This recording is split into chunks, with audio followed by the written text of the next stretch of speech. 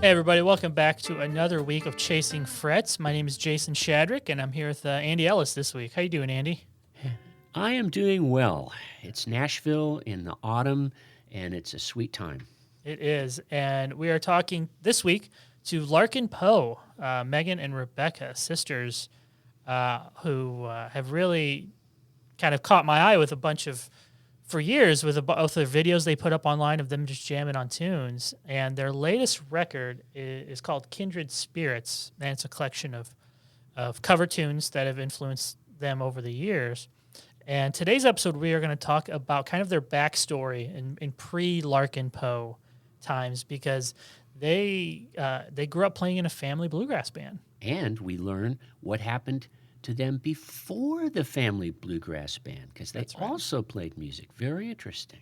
And they started on, as we learned today, they started on other instruments, and they talk about their journey, kind of going from the classical to the bluegrass world and beyond. And it's super interesting, and it's just super fun just to hear these two women kind of the dynamic between the sisters is super fun to watch and listen to.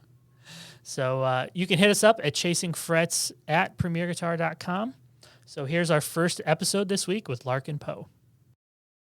Today's podcast is sponsored by Vega-Trem. The ultra-strong Vega-Trem tremolo system provides incredible tuning stability and a musical, comfortable player experience with the widest range of up and down movement available. This double-action locking trem is easy to install and doesn't require any additional routing. Vega-Trem, the tremolo reinvented.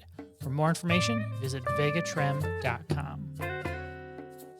But we're here with Rebecca and Megan from Larkin Poe. How you ladies doing today? Excellent. Doing very well. And we can see, we have you on Zoom here, but we can see that there's guitars in the background, and I figured two guitar players, married to two guitar players, there are probably a lot of guitars around your house. Yeah. Too many, quite frankly. We have a Whoa.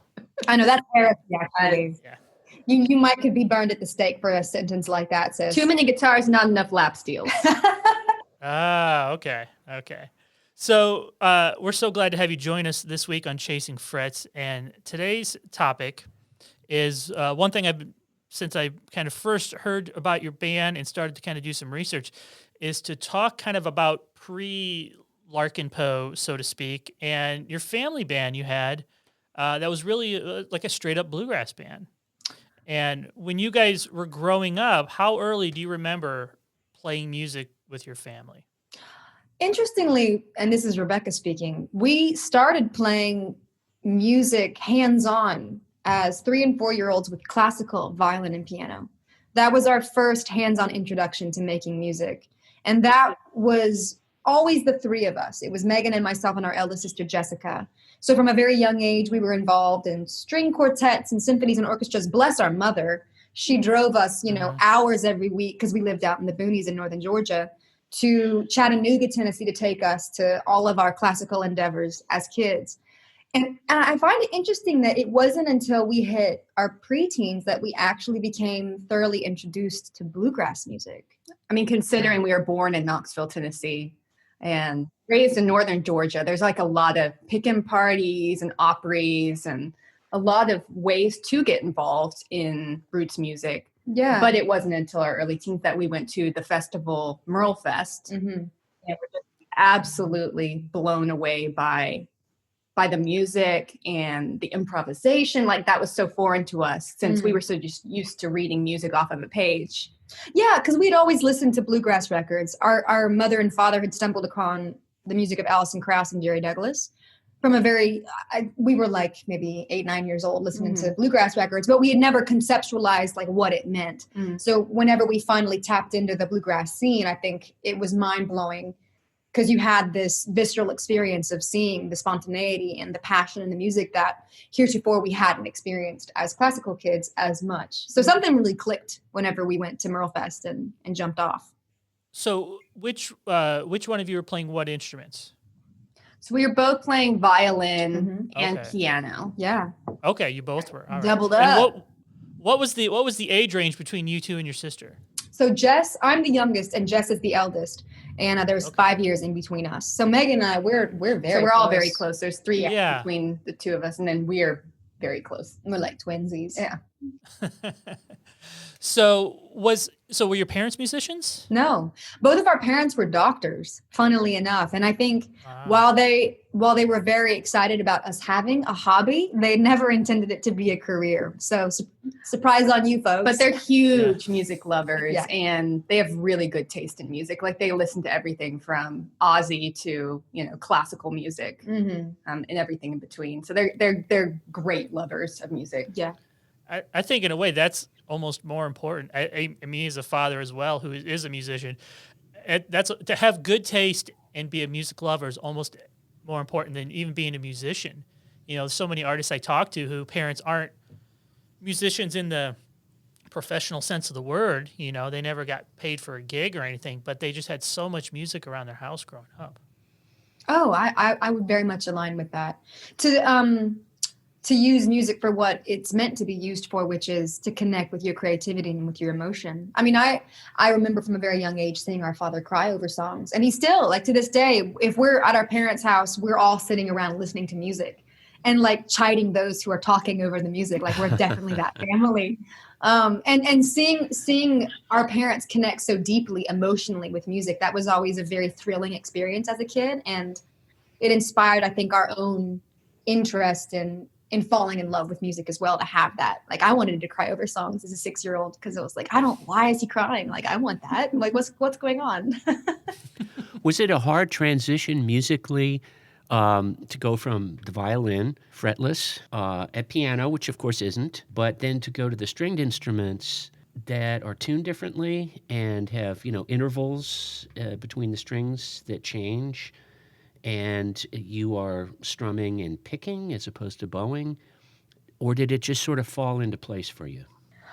I feel like there was some unbraiding that had to be done coming from a classical world, because we were so used to just reading music. And it's all about, you don't even reinterpret.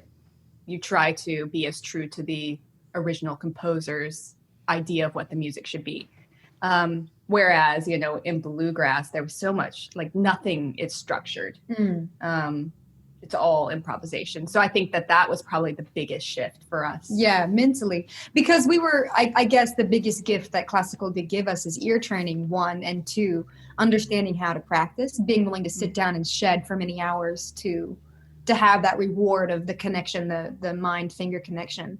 And honestly, for me, I think I had initially the easiest transition because I went from violin to mandolin, which is actually strung the same. I did have to learn how to use a pick. But for many years, I was focused on playing the mandolin. I was a competition player. So I would, that was my initial goal, was to beat all the boys, because up to that point, I guess it would have been 2004, 5 or 6 or something like that. And they had never had a girl win a lot of these major competitions. And so at Merlefest, that was my goal. I wanted to win. And amazingly, I did. After a couple of years of practicing really, really hard, went in and ended up being the youngest and the first woman to ever. Wow. Which was a major feather in my cap. And so I think, as very goal-oriented children, that was only fuel to the fire.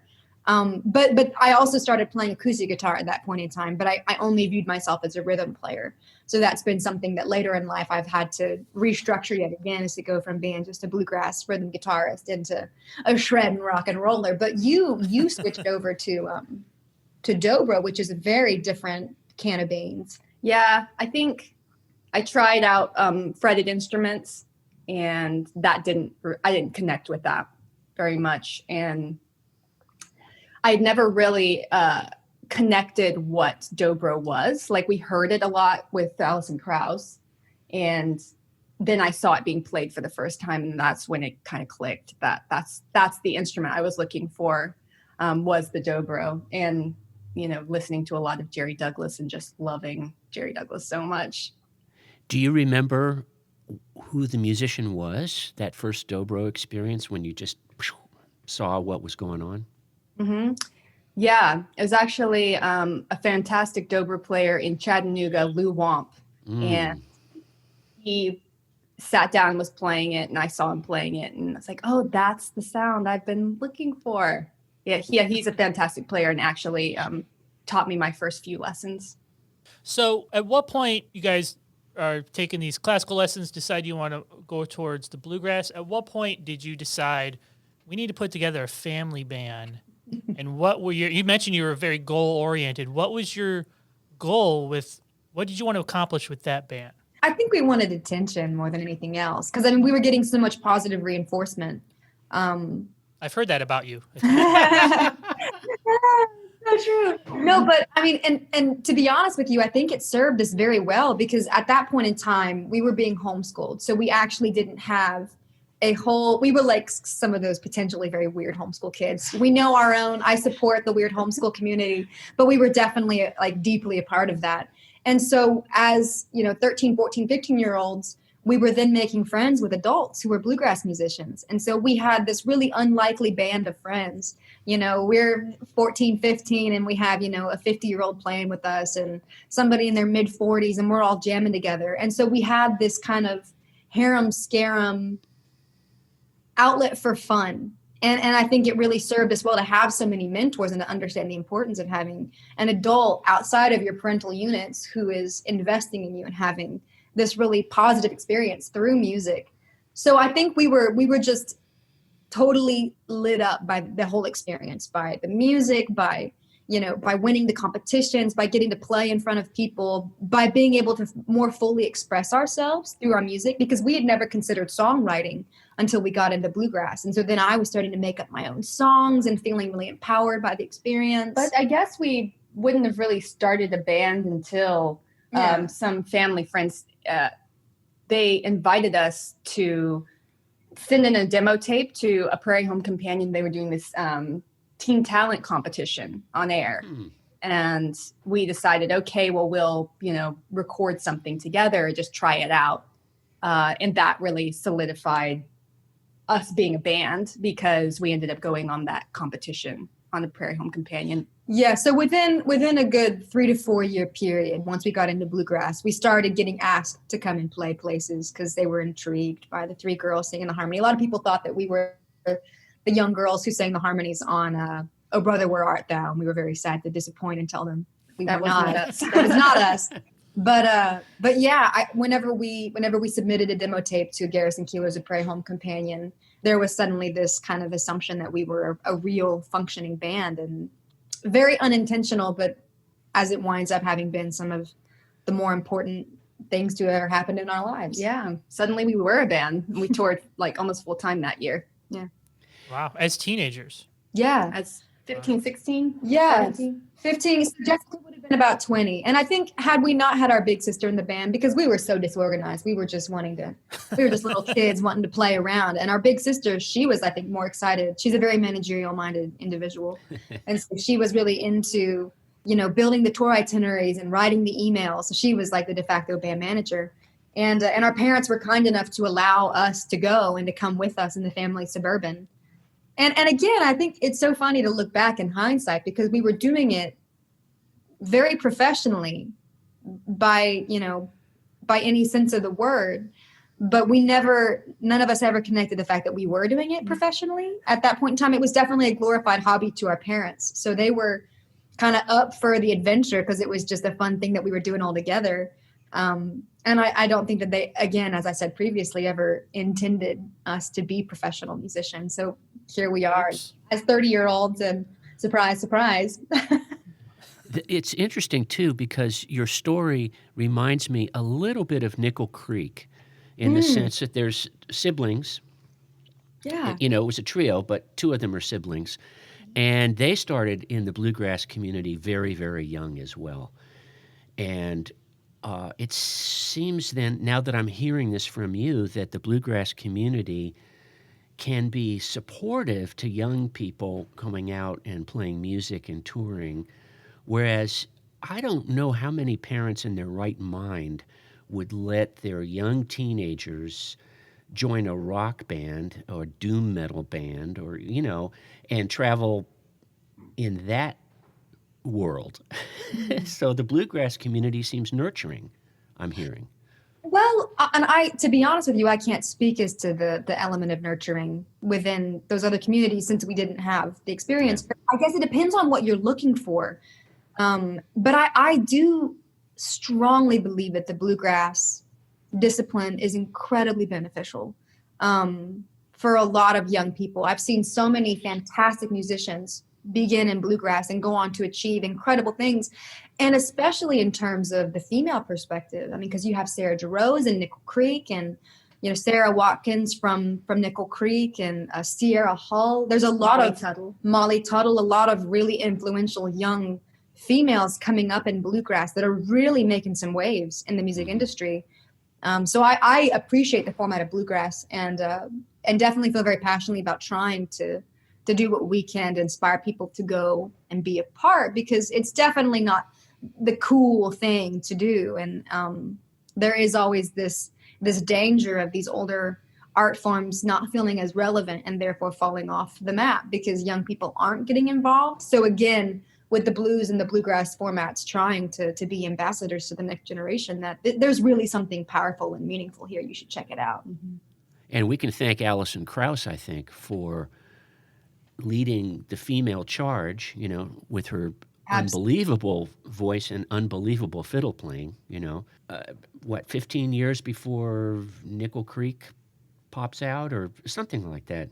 Oh, yeah. I mean, with Alison Krauss and Rhonda Vincent, and I mean, there's quite a cadre of powerful female front persons in bluegrass that we definitely count as big inspirations. I want to go back to, you guys mentioned, very young, you were learned how to read music, played classical music.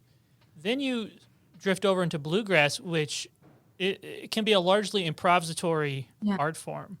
When did you guys first kind of wrap your minds around the art of improvisation when it came to bluegrass? When you were expected to play something that off the top of your head that wasn't black dots on a page in front of you? Personally, I found that a very terrifying experience, actually, because it was so foreign. So for many years, I was very uncomfortable and would get very nervous.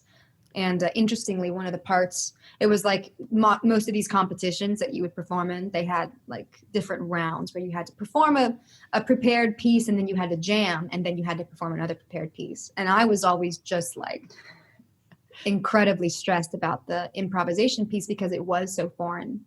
And it just took, I think, a lot of hours of getting in a jam and being willing to fail and fail and fail and fail and get stuck and not think of where to go next, and be surrounded by people who were supportive and not being judgmental of those failures. I'm air quoting failures because it's absolutely not failure. It's learning. It's figuring out it, getting on the bike and falling off a few times.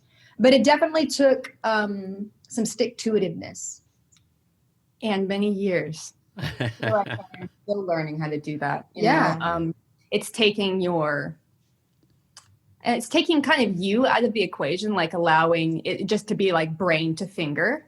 Because the moment you start like thinking about what you're playing when you're jamming and improvising, like you get stuck. Yeah. You can get stuck. Or even worse, judging yourself as you do it. Mm-hmm. I think that's like a real pitfall for me. Is we'll be on stage even now, and this is 15 years beyond where we, initially started learning, and be on stage and you go for something and then you're like, oh, you can't pull that off. What are you doing? And you can totally cripple your experience. And that's not good. You don't want to take your legs out at the knees when you're trying to jam. So if I could give any advice to myself back then, I would say, go for it. Just it's just not a big deal if you miss a note. Just go for it.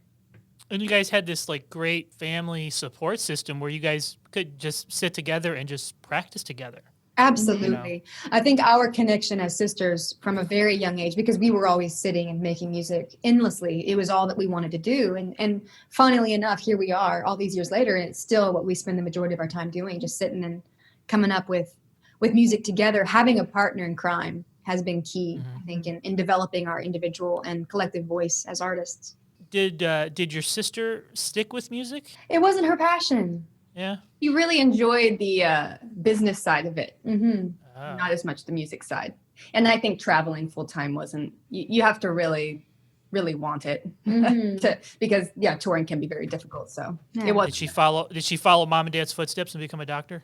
No, she's more in the entrepreneurial field. She's all over the map. She's probably the brightest of all, the brightest star of the sisters. Yeah. But we I think we're very, very grateful to the support that she provided to us. I mean, she taught us everything that we know. She taught me how to make a spreadsheet and how to keep track of where the money was on the road and all these things that are key that people don't oftentimes tell you is a large part of your job as a. That could be just as important as knowing your arpeggios. It's true. It's true.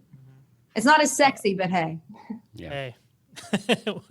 So will there be, I'm going to wrap up with this question, will there be another Larkin Poe / Level Sisters Bluegrass record? I would love that. Nothing would make me happier. Oh, I could see it happening for sure. I was actually, Okay. before we got on the call with y'all, I was just playing Megan a Bluegrass song that I'd written yesterday. So, hey, it's alive and it is It's well. coming. All right, we have it on record. There'll be a Bluegrass record in the future. Can't wait. Well, ladies, thank you so much for joining us this week. We're going to have them back the rest of this week. They're going to be our guests. So we'll talk to you on Wednesday. Can't wait.